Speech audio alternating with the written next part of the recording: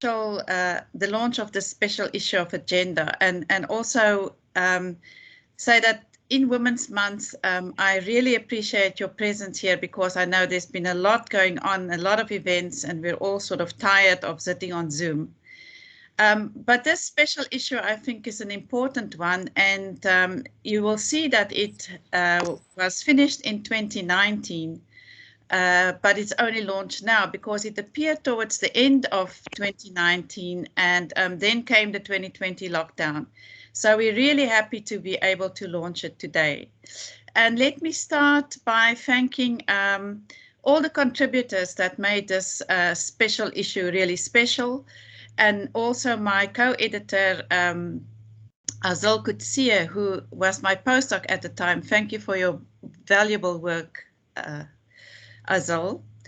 And then also the editorial collective of Agenda, the support we always get from the editorial collective, as well as the consulting editors and from Shireen Raghunan in the office.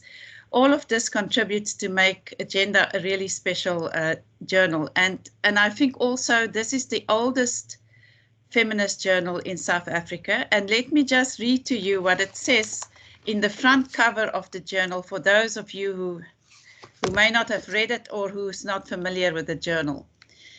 At the forefront of feminist publishing in South Africa for over 30 years, the Agenda journal raises debates and probes questions, challenges, and critiques understandings of gender and feminism in its broad and complex diversity. Agenda prides itself on being at the cutting edge of feminist debates and gender analysis, and the journal provides readers with a fresh, challenging, stimulating, and thought-provoking read. So I think that this journal has really contributed to make a body of feminist literature in South Africa grow over a period of 30 years. And I've recently done a project to look, it was a project on fear rising from the South. And what I did was to go and look at how Agenda actually theorizes concepts like African feminism, intersectionality, and so on. And it was really interesting to me how the journal has contributed to the conceptualization, the debating, and the theorizing of these concepts and many others.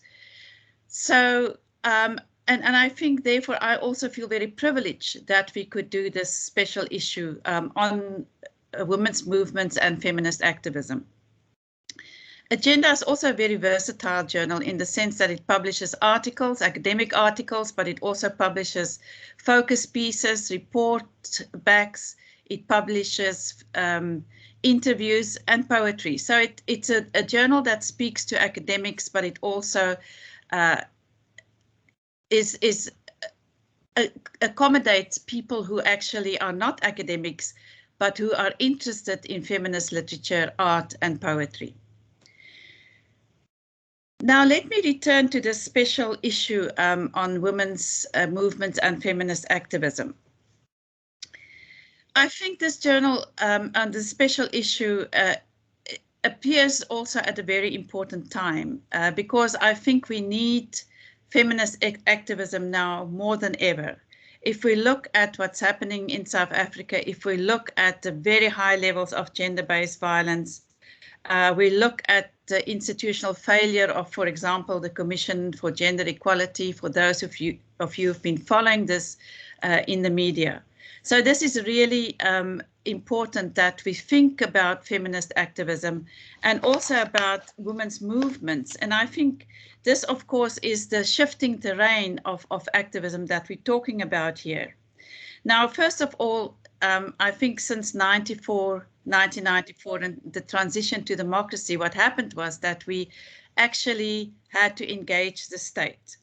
And the women's movement, and at the time the National Women's Coalition, was the most important node through which women engaged the state. And we saw that in that first 5 years, we reached amazing feminist goals in terms of making women-friendly legislation, and so on. So it was because of this type of activism and also of the leaders of the women's movement becoming members of parliament. we've lost that.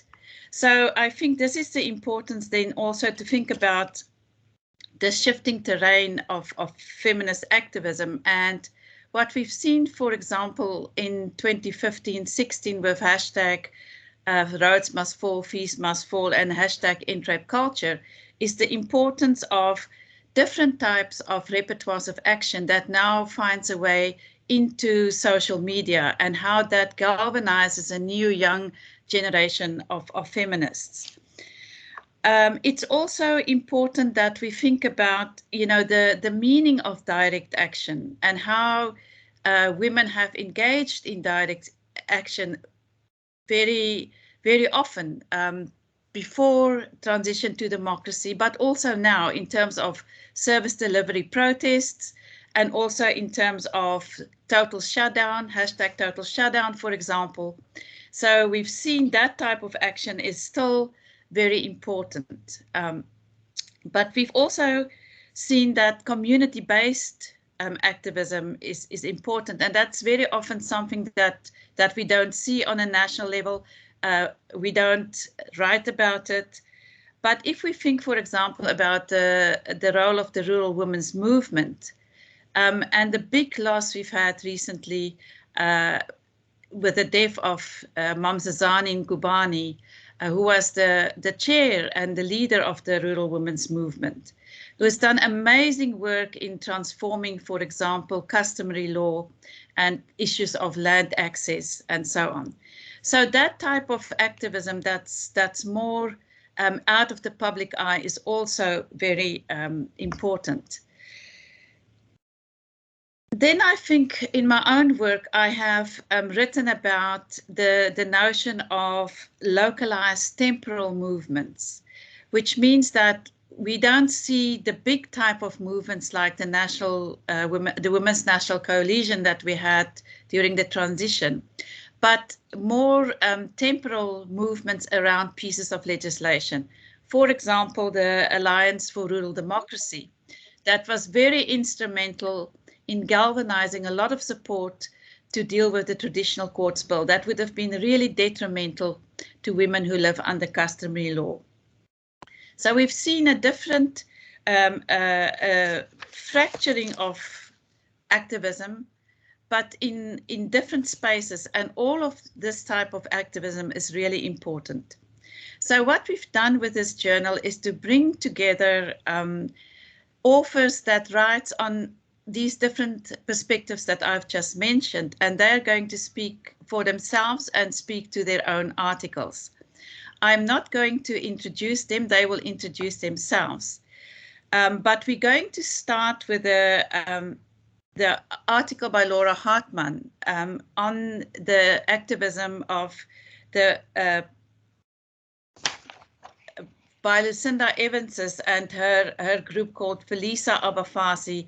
I can't read my own writing. Betu, Felisa Abafasi Betu in Lavender Hill, that talks about the tightrope between independence and the demands of funding. Somebody's microphone is on, thanks. So the tightrope between independence and the demands of funding that really lead to the fact that women have to make compromises.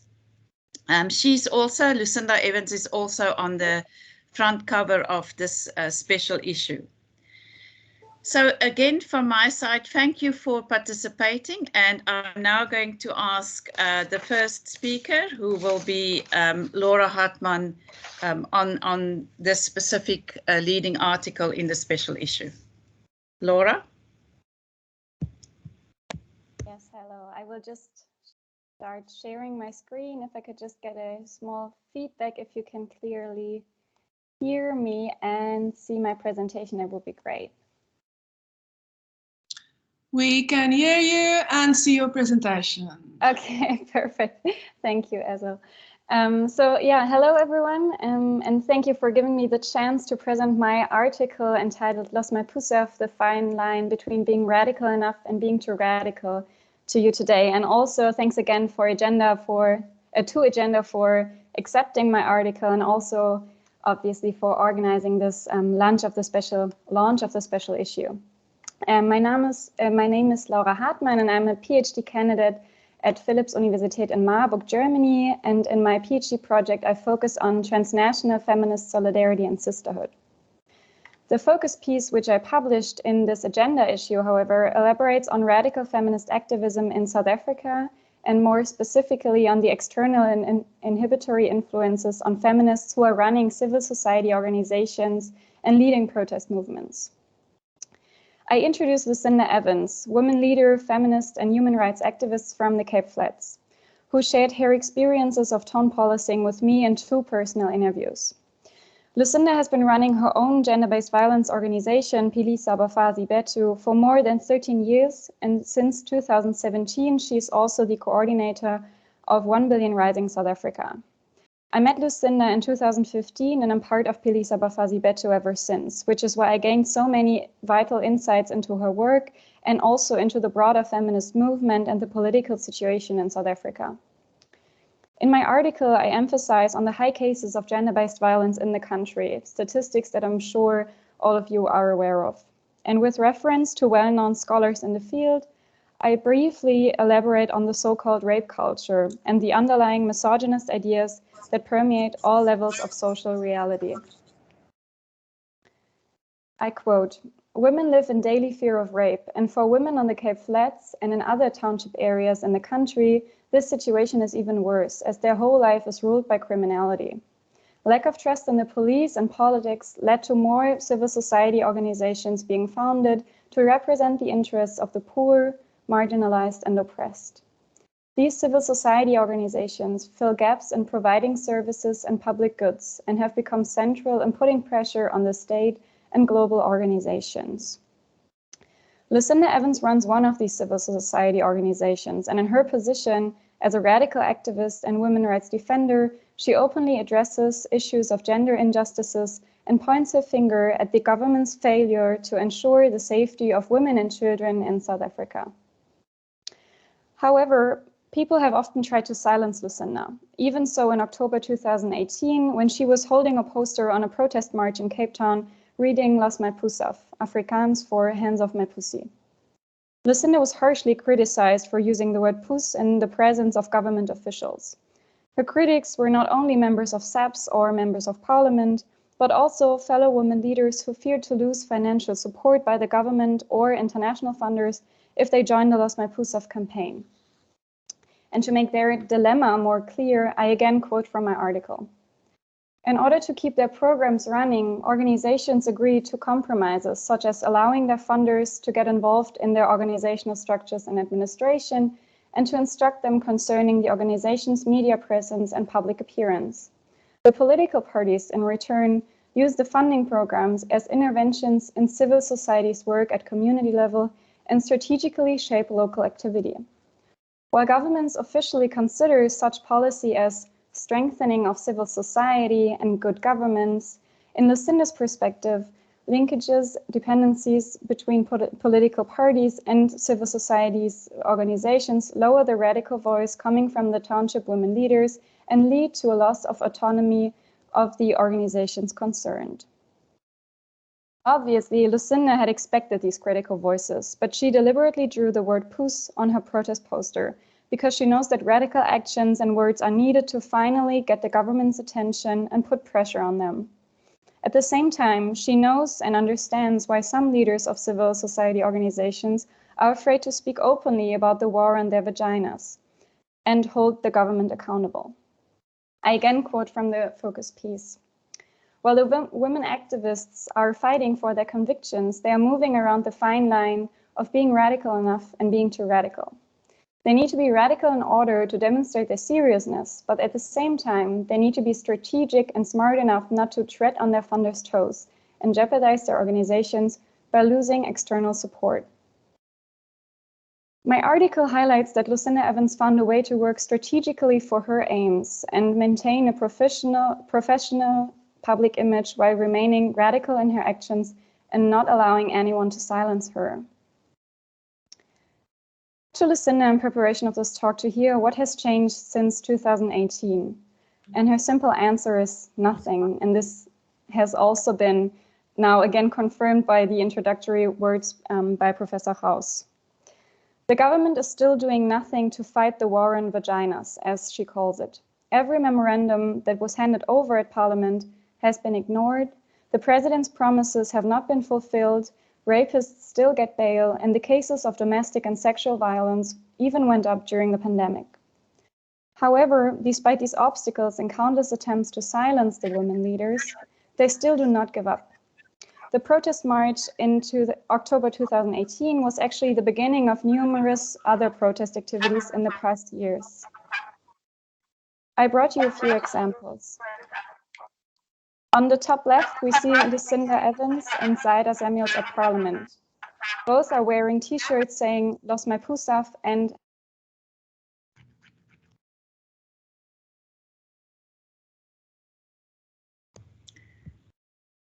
Laura, we can't hear you. You seem to have lost connection in terms of the, we can see you, but we can't hear you.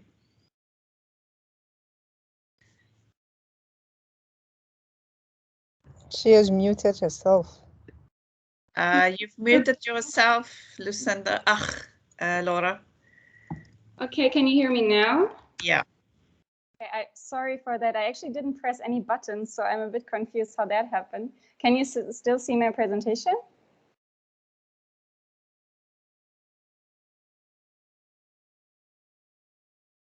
Now we see it. Now you see it? Yes. And you can hear me again? Yes. Okay, sorry for that. I'm not sure where you lost me. Let me just start again with that last slide. We only lost a few sentences. Okay. Amanda told you almost immediately, so I think you can go on where you stopped. Okay, perfect.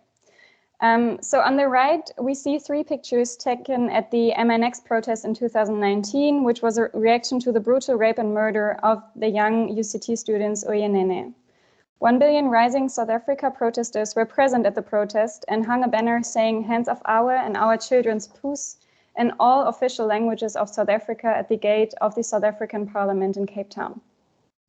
And on the bottom left, you see a picture of another protest action in support of a female reverend called June Mayer, who was raped by a priest. 1 Billion Rising South Africa hung 180 panties outside of the Anglican Archbishop Thabo Makoba's residence in Bishop's Court.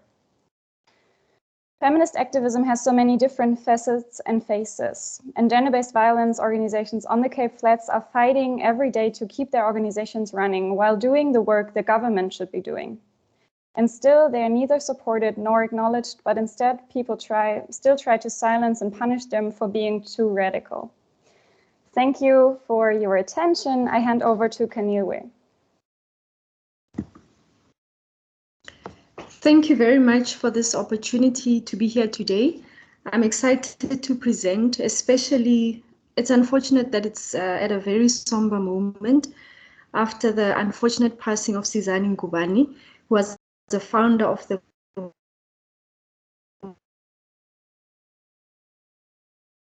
rural women's movement. But however, I'm excited as to how we're going to continue with her legacy. My name is Keneilu Khadebe. I'm an attorney and I'm an academic, and my focus has always been what the impact of the law is on society. So I tend to write academic articles which actually pose the crucial questions on how the law actually affects societies. So I actually wrote the article titled "Custom-Based or Gender-Based Approach," and it involved the rural women's movement, their contribution in cases involving African law as well as women. So you will notice that in most instances when we have cases before the law involving women, there's always an assumption of gender inequality. So I sought to actually investigate how the rural women's movement made it easier for courts to actually understand what African law is, and to also try to reconcile African law and gender equality, because at the end of the day, both these rights are constitutionally protected, the right to culture as well as the right to gender equality. So although African law is a segregated system. African law is a segregated system in terms of our legal system, unfortunately. So unfortunately, African law is not promoted so much as common law or Roman Dutch law or English common law. It remains unfortunate, but however, many people still live according to African law and still live according to custom.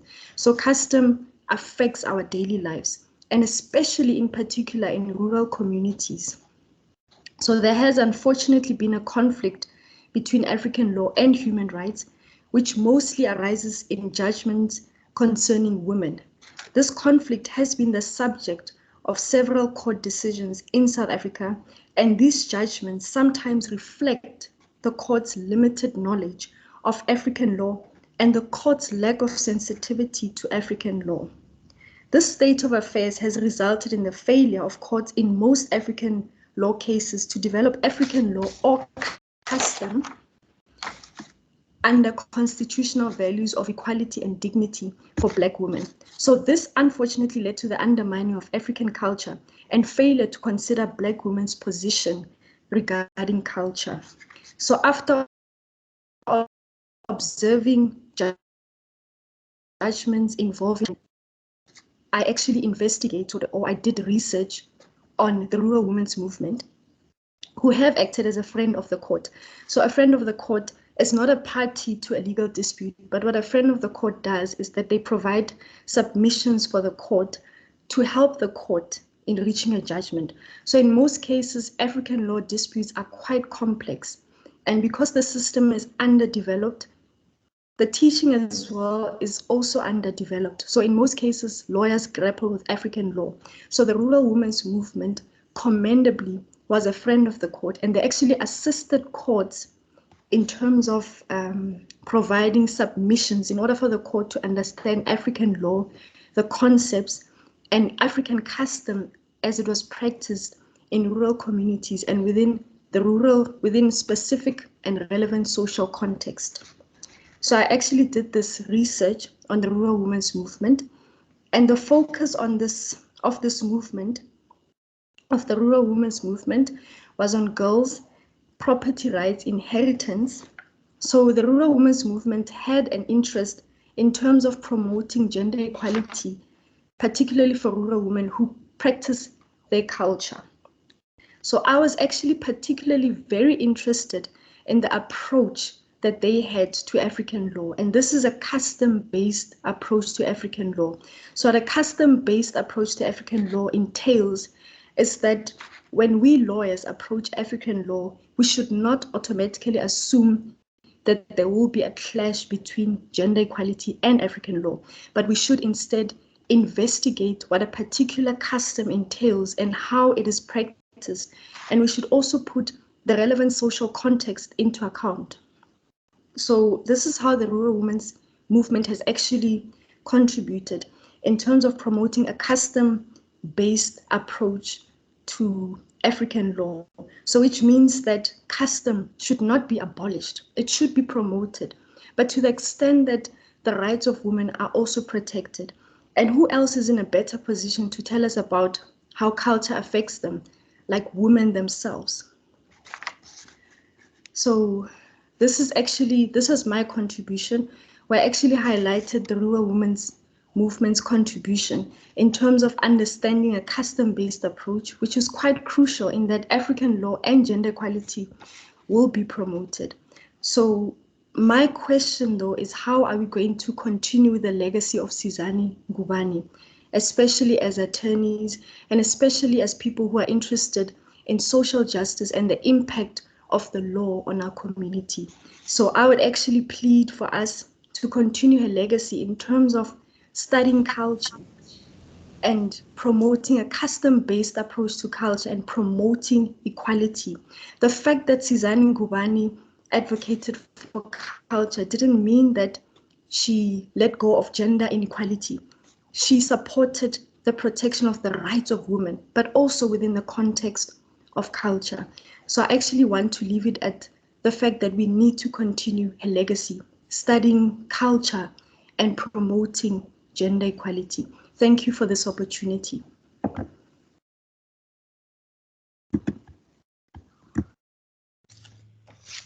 Thanks, Camille. I think that then I'm next, right, Amanda? Yes, Janine. Great. Thank you very much. And good afternoon to everybody.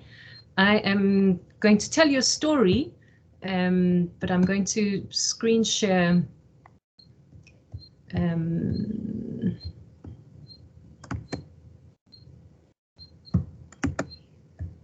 here it is. And I'm going to, you can see me. I want to turn off my video just so that we don't have drain on the data. So the story I'm going to tell you, and let me start my timer.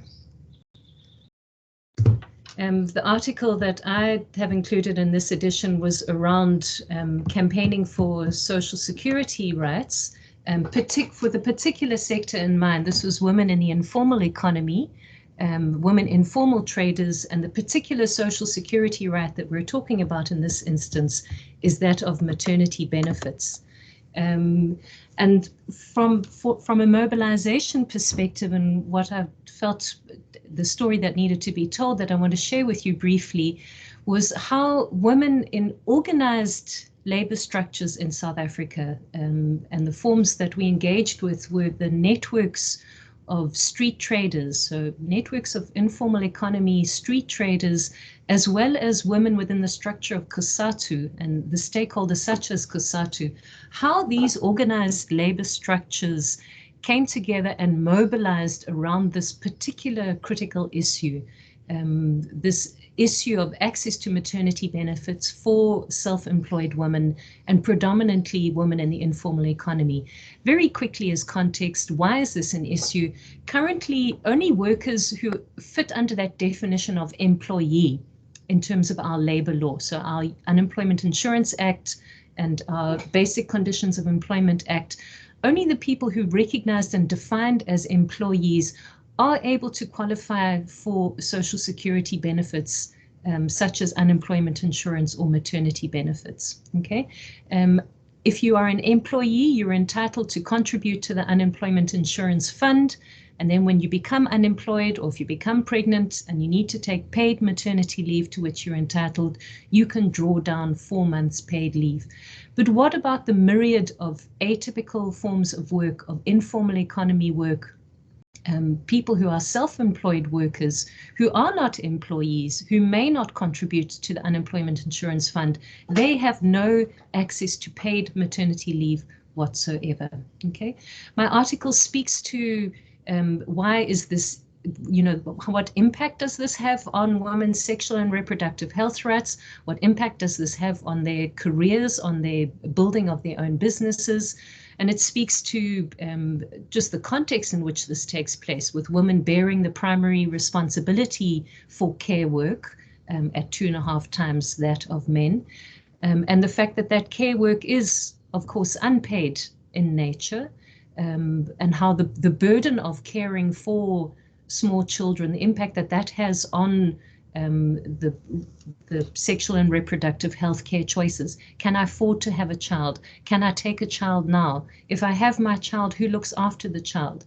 If I need to stay home and look after the child, what will happen to my business? What will happen to my permit? And as a result, the fact that women don't have support for care work has an impact on the kinds of career and work choices that they make. And it sees then women predominate in informal economy situations, in insecure forms of work, in low status work, in part-time positions. And we see the correlation between the income then of the work that people undertake and the kinds of childcare options and facilities that become available predominantly to those working mothers. And the kinds of issues that emerge are the impact on the employment choices, the hours that a person is able to spend on their work, the significant impact on lowering their income, scheduling the times when they can be busy and do work around a child's needs, how that impacts on stultifying a woman's business, the impact on her health, impact on her bonding with the child, and really the impact on the child's development needs as well. When we specifically consider the position of informal traders and the fact that we have very poor shelter, ablution, childcare, health facilities, the kind of impact that has on women workers and on their children. So the story, and I'm going to skip the chapter, talks to a very significant legal framework in relation to this issue. You can see there are a whole range of protocols and constitutional rights that South Africa is signatory to and obliged to follow in terms of providing. Have a look, here's the gold star standard is the ILO, Labour Organization Convention 183, which recognizes the need to extend social protections to workers in all sectors of activity, protecting women in atypical forms of work, such as informal trading. Other conventions talk about the state is obliged to extend social security, that the state should ensure that there's maternity leave with pay or social benefits, etc. So there's a very strong rationale for the state to make sure that all workers have these protections. But the interesting story is, how did it happen? The starting point was those informal traders, that informal self-employed worker, and it started with a woman who's in fact an attorney. So she isn't a street trader, but she was a self-employed attorney who found that there was no place for her to obtain paid maternity leave. She could not contribute to the UIF. She could not derive any other paid maternity leave. She lodged a complaint with the Gender Commission. So the mobilizing that happened there, how we managed to leverage this, is recognizing that this was a broader social issue. We brought on board seeing as this was logged with the Commission for Gender Equality, which was where I was working at that time as a commissioner, bringing on board the South African Self-Employed Women's Association, the Business Women's Association of South Africa, and the Legal Resources Center. A campaign team was established to do further research. What is the extent of this lack of a mechanism for people to apply for maternity benefits? What impact does it have on their rights? And what kind of strategy can we embark upon to leverage law reform? A whole series of workshops were convened with self-employed businesswomen and self-employed street traders, informal street traders through these networks to derive this kind of information. And a very strong messaging arose about the need. Workers called for inclusion in the state social security system. They said that there is a need for more childcare facilities so that workers are supported and children have access to their kind of development needs. And importantly, workers called for a mechanism for them to be able to contribute towards a maternity benefits scheme.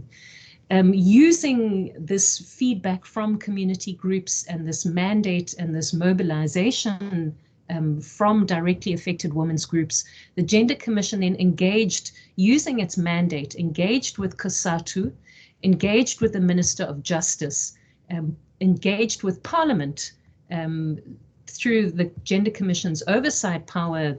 The Gender Commission would report regularly to Parliament on gender equality issues. So we made use of the CGE's mandate and powers to engage with stakeholders such as these, and the CGE's mandate to network with like-minded institutions. This was a wonderful, powerful strategy working with COSATU, because as you know, COSATU is part of the Tripartite Alliance. We managed to get this issue tabled as an issue at COSATU's Gender Conference. We drew up a discussion document and tabled that at the Gender Conference, and it resulted in an emerging conference resolution calling for the ratification of the Maternity Convention and for law reform.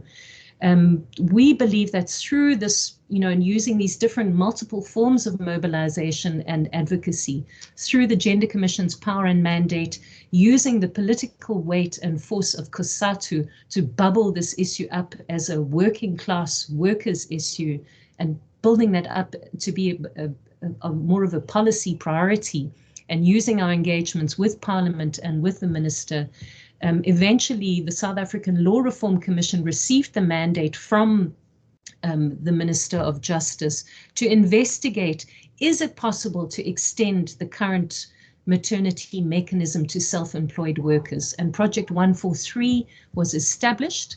And really just to wrap up where that project is wound up, the Law Reform Commission was privileged and am privileged to form part of that project 143, engaged in extensive research and consultation with groups such as WeGo, Women in the Informal Economy, that network of working with informal economy workers, dialogue and research with other street traders and categories of workers, doing comparative research from other countries that have extended these benefits, and doing that hard legal research into what our constitution and those international tools oblige South Africa as a country to do. Long story short is we have resolved and produced a discussion paper that has been approved by the Law Reform Commission. It has been put out into the public domain, and this is my final slide. Please, those of you who are interested, and I'm sure these will be made available to people, but here is the link to the discussion paper. We've proposed radical law reform to transform that definition of employee so that it includes these atypical categories of work. We've said that the state should subsidize employees' contribution, so workers would pay their 1%, and because they don't have a boss to pay their other 1% from the UIF or the state, that contribution should be subsidized. We're calling for a 100%, not a 66% paid maternity leave, subsidized by the state if a woman's income is too paltry to be able to afford her the necessary support for her child. And because we believe social insurance should be supplemented by social assistance, we've proposed our final radical recommendation is the existing child support grant should be extended back to workers who require that support. So where people can't afford to qualify or contribute to the social insurance mechanism, that they're able through the child support grant, almost as a pregnancy grant, so pre the birth of a child, that those workers should be entitled to receive that support. So we recommend and request that people engage with our discussion paper and give us feedback.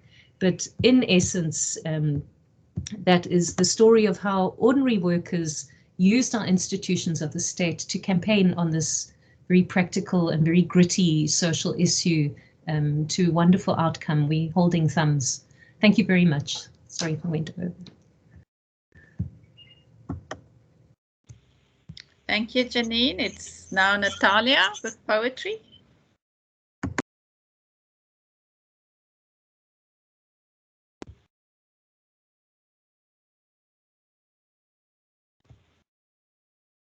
Natalia, are you with us?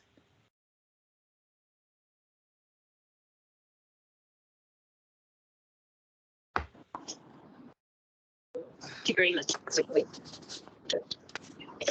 Natalia, are you with us? I am with you. I'm not sure if you can hear me. My network is perfect. Hello, everyone. Hi. Hello, everyone. I am with you. Can you switch on your video, Natalia? My network is particularly bad. All right, if it's gonna hamper, then we can hear you. So just please go ahead. Okay.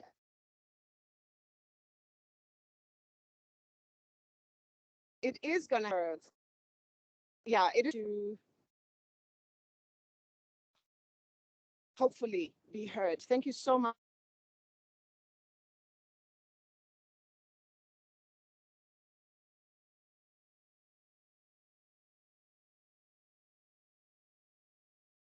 Invitation enough. Hello. Published.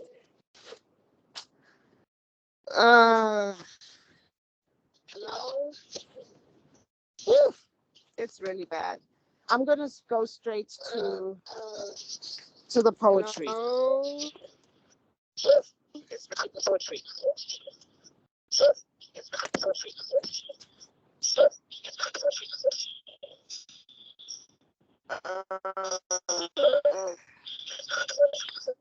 Natalia, you're breaking up.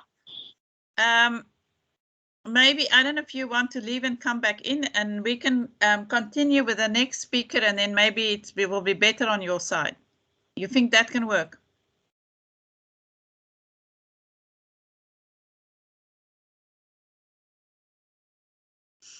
I think we've lost Natalia, so I think we should continue, and then we will give her a chance, maybe if she can reconnect. Hannah, you next. If somebody can hear me, maybe you can just thumbs up.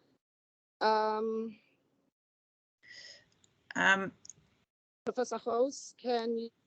I can. We can hear you, but sure if I'm audible, because Natalia, we can hear you, but you keep breaking up, and it seems to me you can't hear me either. I've asked if you want to leave and come back in, so we can see if that will make a difference. And then I said that Hannah should continue. I can hear you right now. Okay.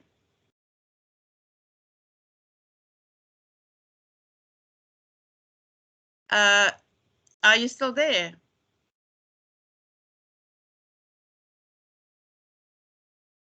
I am here, but I'm hearing bits and pieces from you.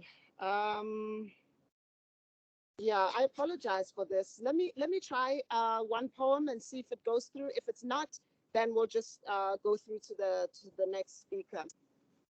All right. Okay. Hannah, can you just switch off your video? Patriarchy. For patriarchy, against patriarchy. Today, one woman dies, another one kills. For patriarchy. One woman has been all that she resembles for patriarchy. Another woman has just found out that she is missing bits of herself. Another one unlearns a discourse of erasure at the front lines of change. Today, I heard another woman speak in the tongue of her voice. Against racial and gender discrimination, I smile because she lives, we live against patriarchy. Not sure if somebody heard that. Yes, we heard that. Thank you. It was very powerful. You want to continue? No? No. Okay.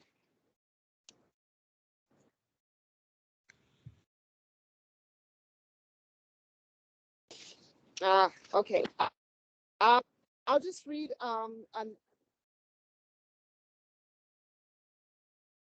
let me just read one last poem.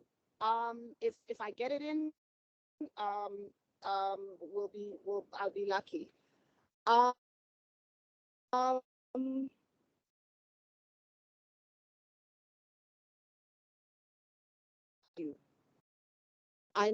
of big old and nurturer too, turning the corner with a world on my head and you in it.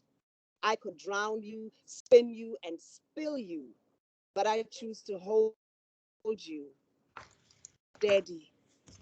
Thank you so much. I hope you heard some of it. Thank you, Natalia. We heard you. Okay, thanks. I'll pass on to Anna Muze. Thank you.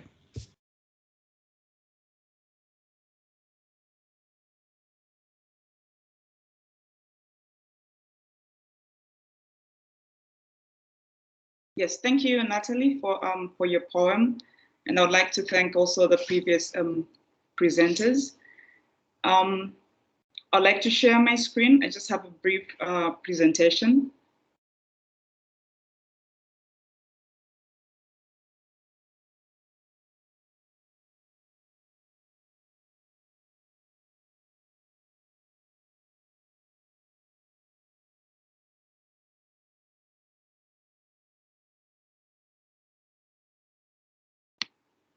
I hope you can see my screen right now. Yes, we see it, Anna. Thank you. All right, thank you. I'd just like to tell a brief story about, the paper that we wrote with Professor Joyce Endele. So the paper entitled Sister Robert, Sister John, Enhancing Women's Voices and Gendered Membership of Uganda Women's Parliamentary Association tells the story of how the Ugandan Women Parliamentary Association, referred to as UOPA in Uganda, works with male legislators to promote pro-women legislation and enhance women's voices during deliberations in Parliament. Now, just a brief background about the women's movement in Uganda. So in Uganda, just like other places in Africa, the women's movement has had to work and withstand different dictatorial regimes, patronage, patriarchy, and let alone the nature of the androcentric nature of parliamentary politics. However, a seeming breakthrough came with the NRM government in 1986, which is also the current government in Uganda. And it happened to be the only government post-colonial times that took a more deliberate, proactive step towards the inclusion of women in politics through the affirmative action policy and gender quota system of reserved seats for women. The NRM government policies, however, over the years have been criticized, for tokenizing women legislators, making them passive and complacent to the executive. And this, to an extent, has had an effect on women's substantive representation, and therefore creating a need, for a more organized attempt to ensure that women's voices are not only heard, but also felt during decision-making and in deliberative sessions in Parliament. So consequently, UOPA was therefore formed, in Uganda's 5th Parliament that ran from 1989 to 1994 as a parliamentary women's caucus comprising of all women parliamentarians, but open to male legislators as associates. And it had the mandate to engender legislation through campaigns about legislation concerning women, children, and other less advantaged people in society, lobbying and advocacy, networking, training, institutional and other organizational, building activities that were geared towards engendering legislation. And so the paper, in an attempt to describe how UOPA has managed to actually represent women's agenda in Parliament and enhance their voices amidst, the different patriarchal, cultural, and administrative bottlenecks, we carried out a study involving long-serving women parliamentarians in Uganda, and the participants testified to the influence of caucusing and how it improved on their effectiveness compared to if they actually acted individually. They noted that UOPA acted as a mechanism that kept on reminding the members of looming women's issues that were not on the agenda.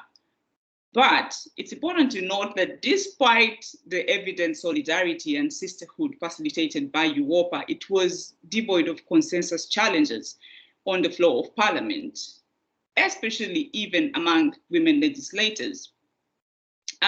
During our study, one of the participants mentioned a time when one minister of gender argued against the domestic violence bill, citing that, I quote, "Sometimes women too misbehave, are uncooperative, so their husbands have the right to beat them up." And she noted that the minister's statement infuriated the women a lot. So this presents an avenue, an instance whereby building consensus within a women's organization was still a tricky issue.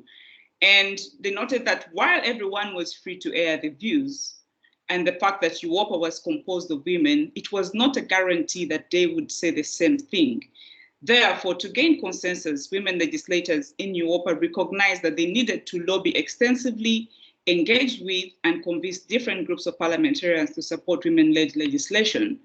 This meant that they took advantage of the fact that women formed the biggest portion of the electorate and deliberately engaged with male legislators as associates. The participants noted, and this is where the title comes from, that we call them our sisters, Sister Robert, and they do not mind because when we call for meetings, they come.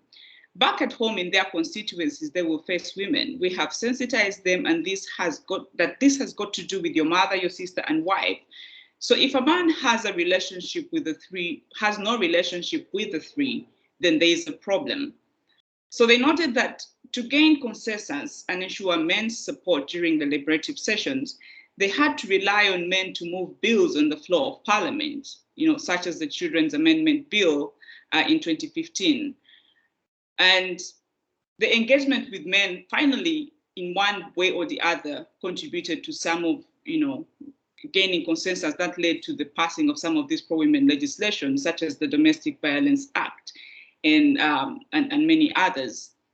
But one thing for certain is that the phenomenon of numbers is still real for women and plays a major factor in deliberative situations such as Parliament. Therefore, partnerships with male legislators are inevitable for women parliamentarians and help remedy the deficiency of women's numerical representation. The study therefore underscores the need for involving both men and women in deconstructing patriarchy and sexism. And UOPA in this case represents a new trend in feminist and women's movements concerning the deliberate effort made by women parliamentarians to include men in struggle for pro-women legislation. It's, however, important to note that co-opting male legislators in the moving of bills on the floor of Parliament is not furthering of male dominance, but we argue represents the strength, courage, ingenuity, and capability of women parliamentarians in convincing men to support pro-women legislations. And voice, in this case, is an ability to influence decisions both actively and passively. And lobbying for male support to achieve a feminist agenda is one step in the journey towards gender equality in descriptive and substantive political representation. Thank you.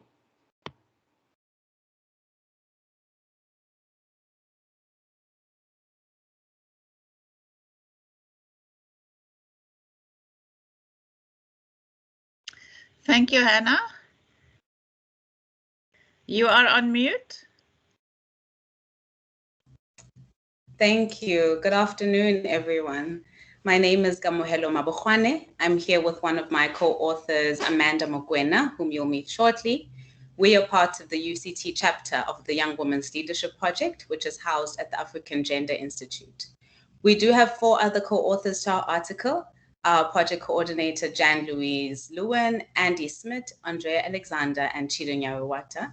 However, Amanda and I will be sharing about our article with you today.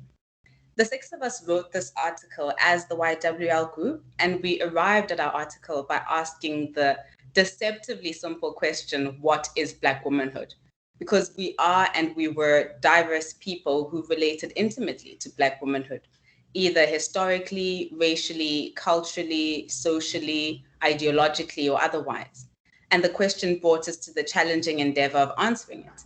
And our article was that exploration. We went into the writing process frustrated with certain imposed definitions, with expressing the idea for ourselves, with quantifying it in real time. And as it stands, we continue to reconceptualize and renegotiate what Black womanhood is. And the simple reason for this is that Black womanhood is changing. It is constantly in flux because Black women themselves, ourselves, are alive. And that means we are changing. Our ideas change. Our lived experiences change as the world around us changes. And this points to the unique question mark in our version of the word woman, because it was about questioning who belongs, who can lay claim, and ultimately, what does it all mean? And we ourselves, as the 6 authors of this article, have changed since we wrote this piece. We might not all see Black womanhood in the same way as we did 2 to 3 years ago when we wrote this article. And that in itself is a testament to what brought us to pondering over the question in the first place. And as much as we wrote under a group formation, under the reimagined brand of the Young Women's Leadership Project, From a simple literary critical standpoint, it is very clear that we came in as individuals. Because as much as we can argue for, and we do, and we have, argue for Black womanhood as an identity, we come to identity individually from different backgrounds. And so it was important that our work is evident of that, not just in how we segmented the article with our individual sections and analyses, but right from our introduction, we reveal how very diverse we are and were as Black women, because not all of us identify as women today. And our article reveals how we centered self in the work of conceptualizing, in the work of theorizing, of positing. We were interested in the project of centering and writing self as intellectual praxis. For example, in the introduction, we read, in the section on race and ancestry, caught in the mix, Andrea Alexander, whose ancestry is both colored and Xhosa, questions whether colored people can lay claim to Blackness. Andrea came from her individual self. We also read Andy Smith then explores how young South African Indian women express their sexuality, using a case study of their sexual representation on Instagram, which is built from Smith's honors research project. Again, Andy's research came from a place of self. Then we have Chido Nyawata, who is the daughter of Professor Leonora Tendai Nyawata, and their relationship influences Nyawata's perspectives on higher education.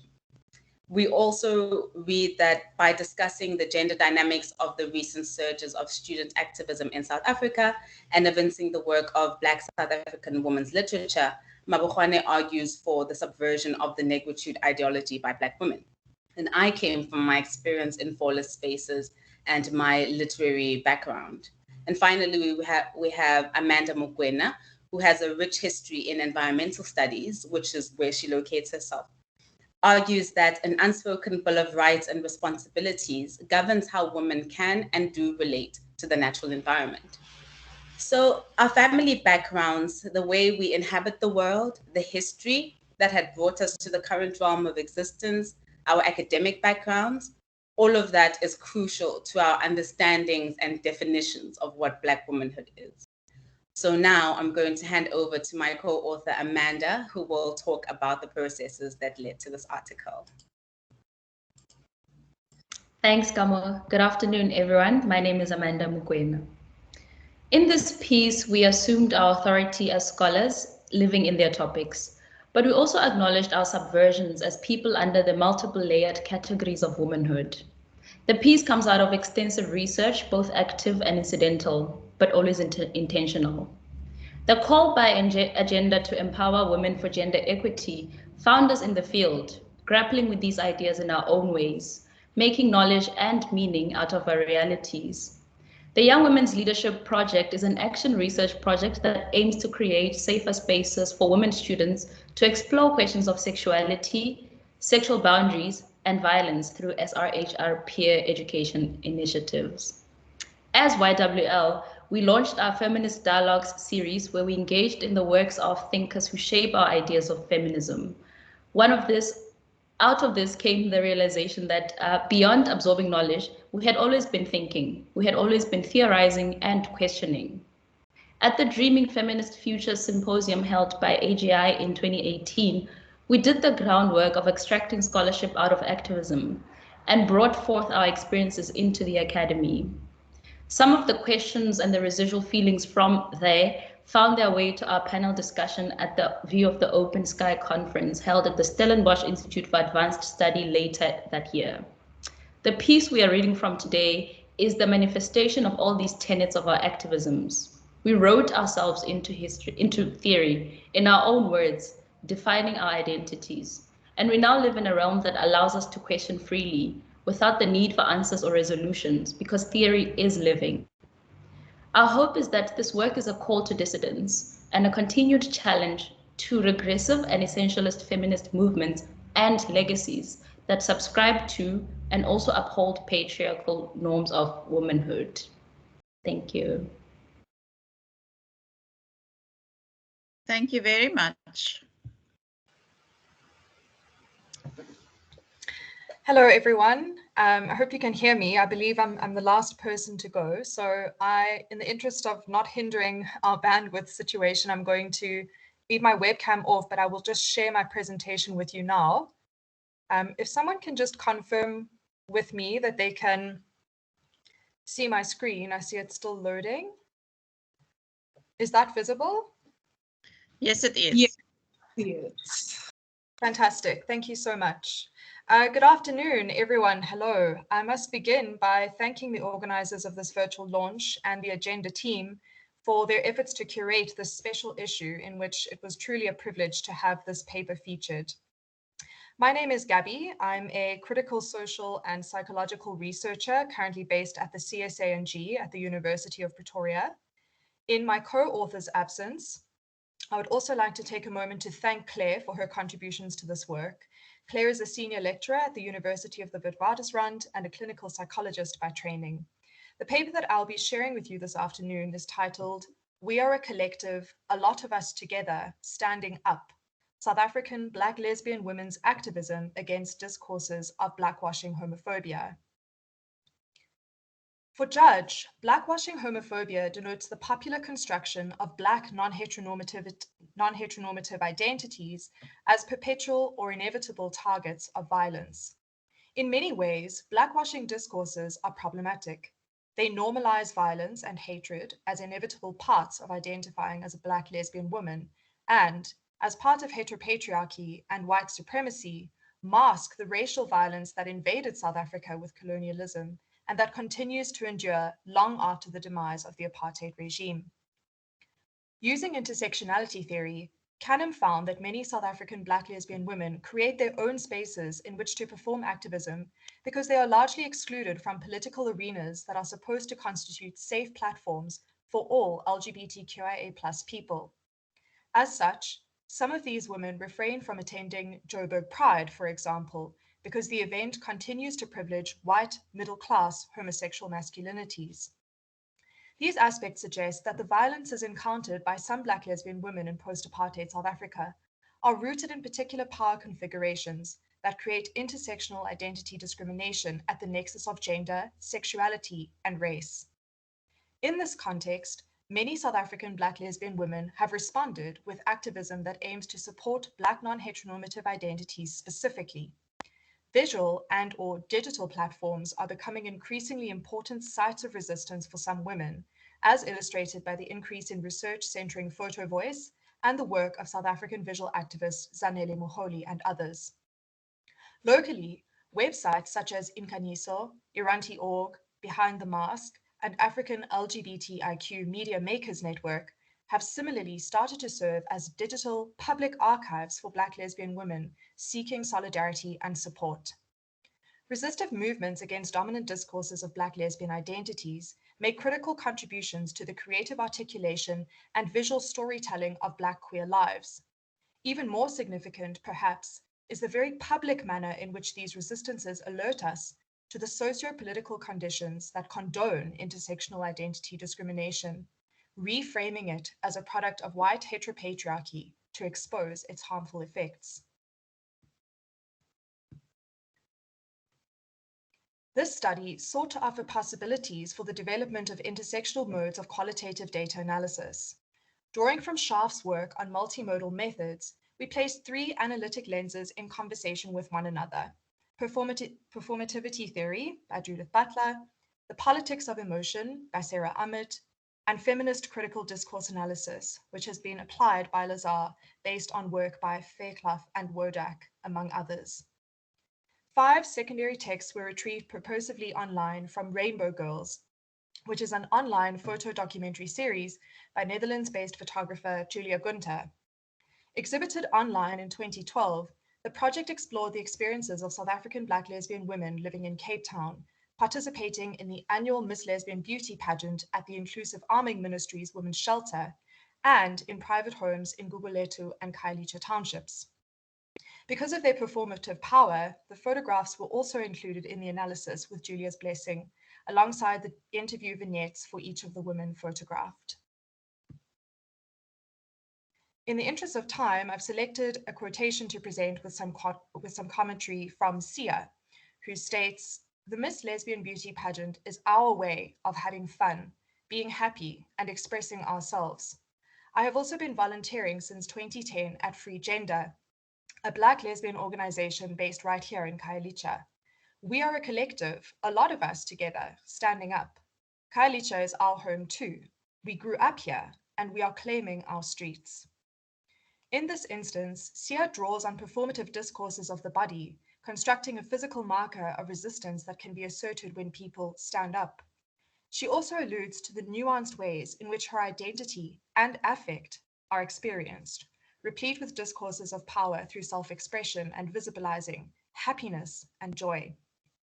Activism against discrimination and violence is constructed as intersecting with her identities as a member of different spaces and communities. In this sense, it is possible that platforms such as Free Gender and the Miss Lesbian Beauty Pageant also play integral roles in shifting community relationships and visibilizing Black queer identities through public resistance modalities. Ultimately, we argue that the identities performed by Black lesbian women seem to be multifaceted, evolving, plural, and even contradictory. The fullness of their experiences transgresses the boundaries that are reproduced by Blackwashing discourses. Movements against stereotyping of Black lesbian identities question and challenge the fact that these discourses prevail in South Africa, years after the demise of colonial and apartheid machineries. Through activism, some South African Black lesbian women seem to advocate for the realization of intersectional citizenship and equal status in their communities and in broader society.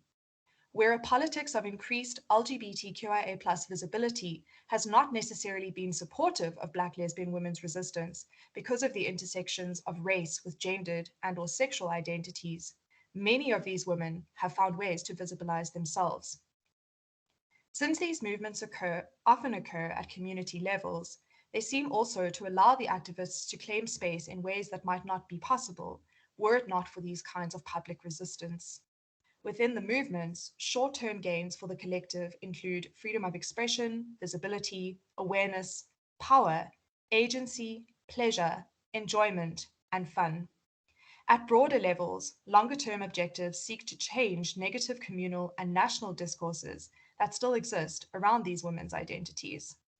The findings in this article contribute to a growing body of intersectional work that has emerged in South African and international research, and also offers possible examples of counter-discourses against the harmful effects of Blackwashing homophobia.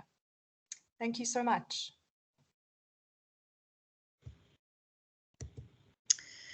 Thank you. And I want to thank everyone who spoke today for capturing the essence of your articles and also for sticking to time.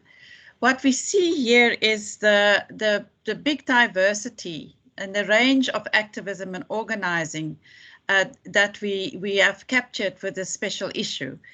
And we've also seen the generational variety of young women's organizing and activism and old and people from, you know, the previous generation. So I'm very happy to say that we managed to really get a diversity of articles into this special issue. We now have some time left, and you can put questions in the chat box or you can raise your hands. And Azille, will you help me to chair this, please?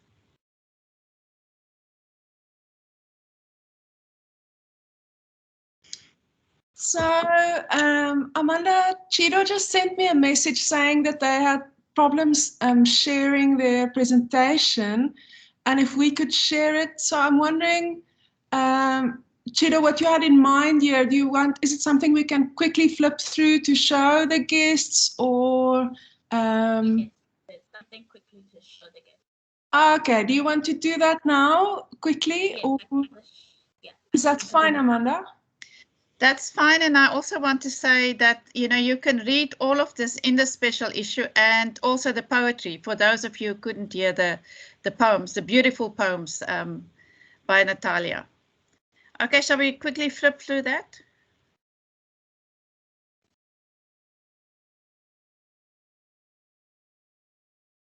You able to see my screen?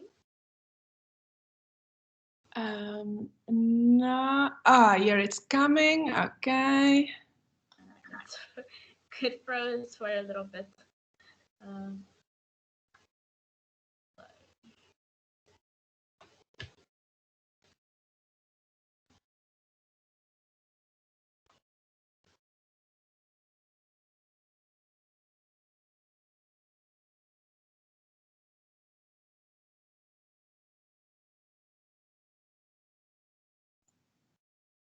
Are you there, Chido? Okay. I see something is happening.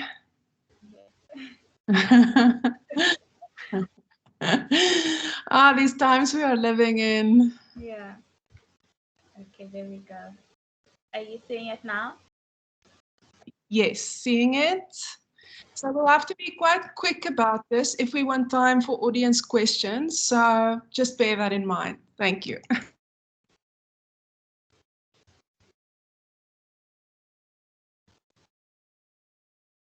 And these are just some of the conferences that Amanda spoke of that led us to writing our article.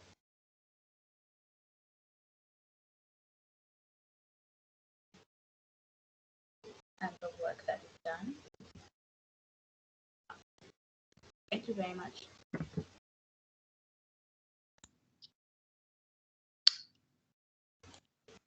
Thank you so much. I remember you guys at the conference there at Stiers, which was so nice. So Yes, we're there. Okay, any questions from the audience about any presentation?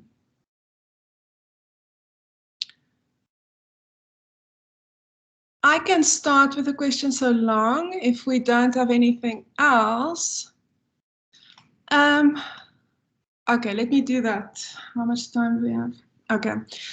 Kenilwe, I was wondering about this tendency to set up the right to culture in a binary with women's rights. And we do that not only in the law, but in all, we tend to think of culture in opposition to women's rights rather than in a kind of dialectic. And I was wondering what you think this tendency, what is behind this tendency, and how it exactly it operates in legal spaces, and whether there are conversations. Has the Constitutional Court been talking about that it's a false binary at all yet, or is it really something that legal minds are still kind of stuck in, that kind of binary thinking? Yeah, it's so surprising to me that that we're still so stuck in that binary after so much work has been done to show that we need not think the two apart at all, and which is what your paper is about, of course. Yeah, I don't know if you have something to say. I was just struck by that. Thank you, Azille, for your question. It's a very complex issue. African law is not so developed, so that's the problem. We still have a lot to learn, and I think as Africans, we also are to blame. We are perhaps not so proud of our culture to a certain extent, so there's still a lot to be learned. With regards to the judiciary and the legal sphere or atmosphere, it's a challenge, eh? And we as academics have a very important role in that we need to train our students with regards to how to approach custom. So now there's actually a very important case before the Constitutional Court with regards to a celebrity and a customary marriage. So it's a matter between HHP, the late. So the question there is with regards to handing over. So handing over, it's only a woman who can be handed over. So there were comments made within previous judgments from the High Court and the Supreme Court of Appeal that handing over, it's actually discrimination. But in terms of African culture, it's not discrimination. It's a form of welcoming you as the bride to your new family. So it's a bit of a challenge, but I'm very optimistic that we will get through it. So there's still a lot of talk that has to be done, but we as well, living according to custom, we also have a duty to teach other people and to be proud of our culture as well.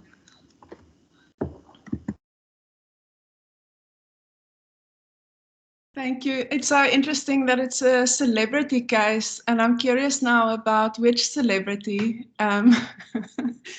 But let's keep that. Oh, do you want to say quickly? It's HHP. He was a rapper, but he's now the late HHP. So it's Singadi versus Sambo. That's the case citation. Okay, I'm gonna check it out. It's so interesting. Very interesting, and I'm looking forward to the outcome.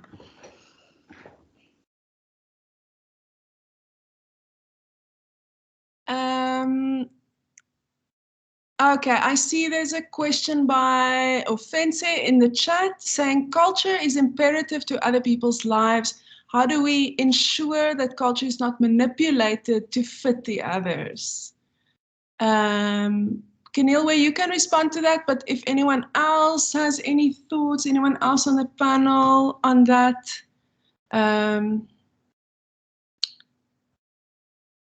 maybe you want to go, Kenilwe? It's a very tricky question. How do we ensure that culture is not misrepresented? We need African voices.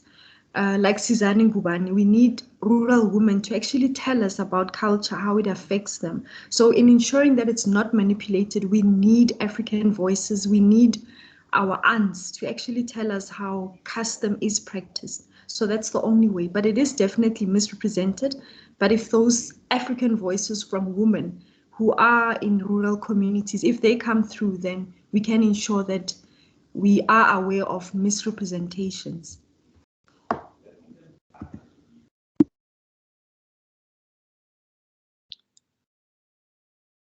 Anyone else? I have another question, but we don't have to.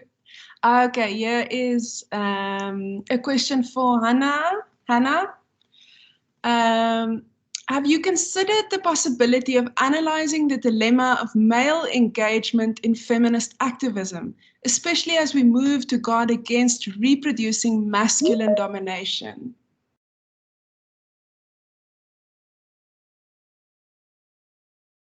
You want to come in to answer that, Hannah? Is Hannah still here? Yes, right. Yes, I'm still here. I am still here. Yes. Well, considering the possibility of analyzing the dilemma of male engagement in feminist activism, I think there's a very thin line, really, between engaging, or collaborating with men, and also trying to move towards, trying to make sure that you guard against reproducing male domination. But then I think, from a personal, my personal opinion, if we focus very much on trying to guard against reproducing male domination, then we create a bottleneck at the end of the day. So I think what the challenge should be actually to be able to actually, make sure that we're able to bring those injustices, to light, and to help the men identify how their privilege, the male privilege, is a detriment, to some of, or contributes to actually creating these injustices, therefore co-opting them into the feminist movement towards, equality and towards, justice. Yeah, that's what I think.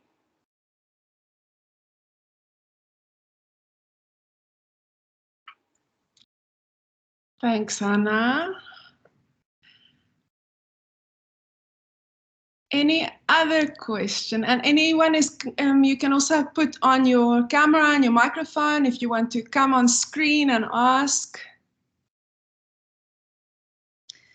Can I say something, because this is something that I've been thinking about for a while now, is notions of solidarity, because I think it goes to the previous question, is how do we create allyship and solidarity? Because I really do think that we need, for example, in the case of gender-based violence, we need to have male allies, because if men are not part of the struggle against gender-based violence, I think we're not going to actually get to a place where we can say that, men and women are fighting against violence. It shouldn't be only the responsibility of women. So I think this is the issue is about solidarity, but how do you create that solidarity without men becoming dominant? And I think that's a big challenge in many organizations, and also in the struggle around gender-based violence.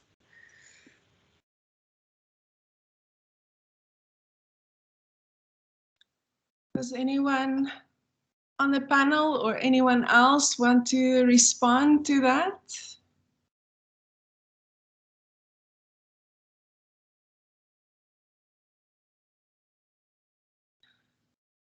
Okay, so I have another question so long, but please interrupt me, anyone who wants to speak. So I was wondering about the, okay, I think Offense is saying, I think through socialization, creating an awareness perhaps through government and schools. I think you are referring to solidarity, creating solidarity. You're welcome to come up and speak if you want also. Okay, my question would be for yes, please come up. Yeah, thank you very much for the opportunity, and I wish to congratulate the panelists and the participants. I think I'll just make a contribution with regards to the question that was posed to Dr. Hannah on whether male engagement in feminist issues is not may not be compromising in the long run.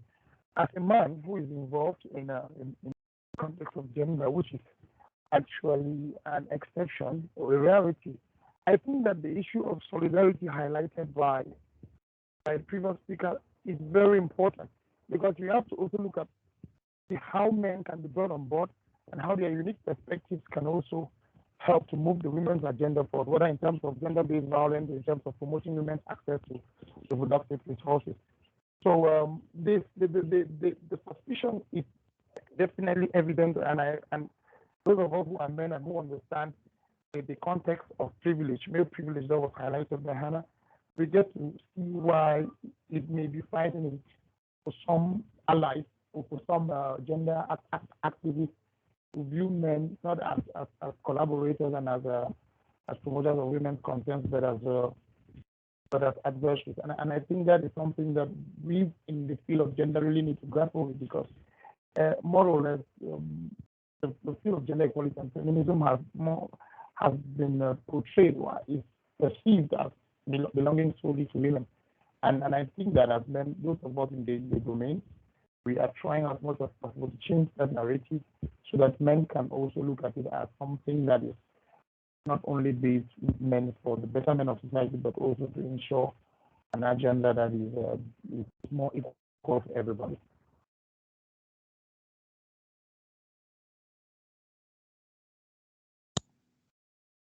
Thank you so much. Hannah, do you want to respond? Yes. Well, I think from the comments that are coming on, and from what Professor Haas has also commented on, I think for the women's movement moving forward, women taking the deliberate and active lead in co-opting men, into furthering, a pro-women agenda or a feminist agenda is something that it will take the women's movement to the next level, and will help create these, bring to light more of these injustices, in society, and ensure that society moves as a collective, towards ensuring justice. And I think that is something, it's definitely tricky in how we go about it, but I think taking the first step is very important. Thank you.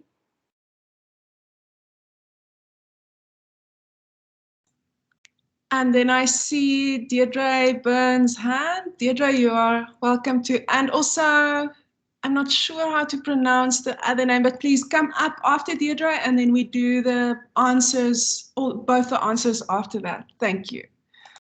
Hi, and thank you for this opportunity. Amanda has raised a very important question, but there are two answers to it. One is that if women try to, as it were, make men become allies, then once again we fall into the stereotypical trap of doing everything for ourselves.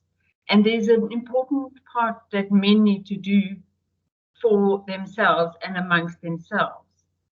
Men need to have conversations about gender-based violence, and that's something that women can't make happen. But for the rest, I mean, I think we can normalize conversations about stereotypical norms, so about stereotypes, like, why is it okay for a man to throw his wife out of the house? Would it be okay for the wife to throw the husband out the house? You know, to normalize those conversations, I think. But it's a process of attrition, I think. Amanda, sorry, no silver bullet over here. Thanks. And then Moguena Amon, sorry for mispronouncing. You have actually pronounced it very well. That's the name. Thank you so much. Thank you, Hannah. Thank you, Amanda. Colleagues who may not really identify me, but I was one of the students of Amanda closely in the sociology department of Stellenbosch, and completed in 2018. And looking at the strategy of male involvement within the Parliament of Uganda. And one of the things that I noted was that while it is practical and helpful for these coalitions, I think the celebration of men who come into these positions, who are called male champions, sisters, the idea of celebrating them rather than building a corrective coalition that is helpful in pushing an agenda reaches a level where it becomes problematic. In my case, I was looking at the passage of domestic violence law in Uganda, and you find that the men who were drawn upon to promote this particular bill, which we had passed into law, were the same people who were resistant to the marriage and divorce bill in the next month. And so it really poses a challenge to how do we ensure we have coalitions that are going to contribute to gender equity reforms. And I think one of them, one of the options we could look at is to rethink the way we have conceptualized gender, moving beyond the binaries that you were talking about, where we have tended to think that gender is dominantly about women, and therefore championing gender equity bills is women's responsibility. I think when you move towards that, you then engage with men as gendered beings who have a responsibility, but also who should be accountable in such gender equity activism. And within the academia, we also have an opportunity, especially as scholarship moves towards interrogating issues of intersectionality, looking at critical studies of masculinities that are emerging out of feminist scholarship, to present a case where this is not about men against women, but rather trying to understand broadly the framing of gender relations.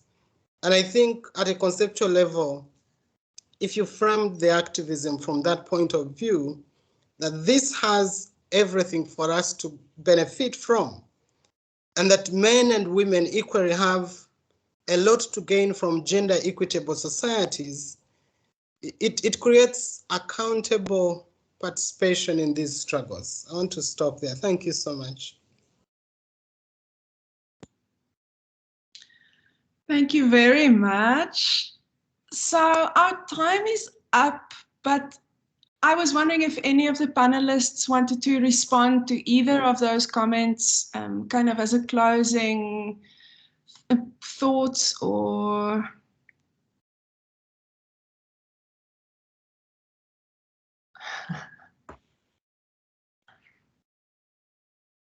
Well, I think the next project we should do, or the next special issue, should be on solidarity and notions of solidarity, because I really think you know, as a radical feminist, I've always said that safe spaces are better than being involved with men. But I think we're at the point in this patriarchal context in which we live that we do need the men to be part of the activism. The question is just how. And so that would be actually quite an interesting project. So if any of you want to edit a special issue, just let us know and it can be arranged. I want to thank you so much for your presence here this afternoon and for engaging with the special issue. And I hope that you will read it. If you don't, you know, it's online, so you can just go to the agenda website and you'll find it there. And yes, thank you for your time. And I hope that you will have a good rest of the Women's Month. I think we're all very tired. It's nearly the end of Women's Month. So thank you.